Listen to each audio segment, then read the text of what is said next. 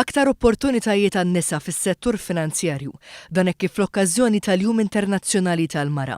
Il-Borża ta' Malta laqat lill-Assoċjazzjoni Internazzjonali 100 Women in Finance fejn permezz tad-daq tal-qampina fil-binja tal-Borża ta' Malta stess jistidnu lin-nisa Maltin sabiex jinvolvu ruħhom f'dan il-qasam li joffri ħafna opportunitajiet ta' xogħol u edukazzjoni. Għal din l-okkażjoni kien hemm preżenti l-Kontessa ta' Wessex, Sophie, flimkien mal-President ta' Malta Mary Louise Colero Preka, il-Ministru tal-Ugwaljanza Helena Dalli, kif ukoll il-Ministru tal-Finanzi Edward Cicluna, illi l-kol saħħu dwar l-importanza li jkun hemm parteċipazzjoni attiva tal-mara fid-dinja tax-xogħol.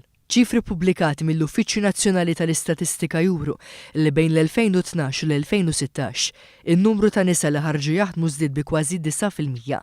Bl-akbar ammont ta' nisa jaħdmu huma dawk li għandhom bejn il-25 u l-54 sena. One News tkellem mal-kap eżekuttiv tal-Assoċjazzjoni Dinjija 100 Women in Finance, Amanda Pullinger, fejn spjegat li l-għan wara din l-inizjattiva huwa sabiex ikun hemm aktar sens ta' inklużjoni bejn is-sessi fis-settur finanzjarju. Our goal really is to empower women in the finance industry, and it's also about inspiring the next generation of young women to consider finance as a career. There's a lot of work to be done, but we're really positive about how we can together as an industry really see more women rise into those senior ranks.